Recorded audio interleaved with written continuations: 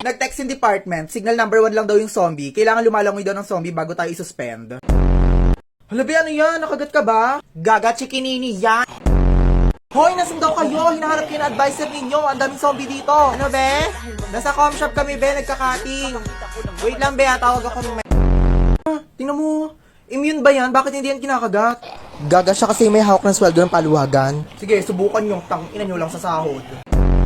Kagatin nyo pa ako, sige. Hindi ko i-release mga good moral nyo. Hello, oh my gosh, nakagat na yung masungit na registrar. Hello, oh my gosh, thank you. Di pa kasi ako bayad ng tuition eh. Pinantalpak ko.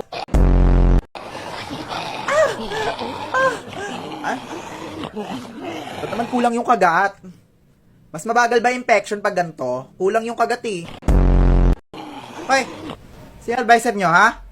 Ba't lahat kayo nasa labas? Pasok! Kayo talaga mga lower section kayo. Kayo yung sakit ng ulo dito sa school.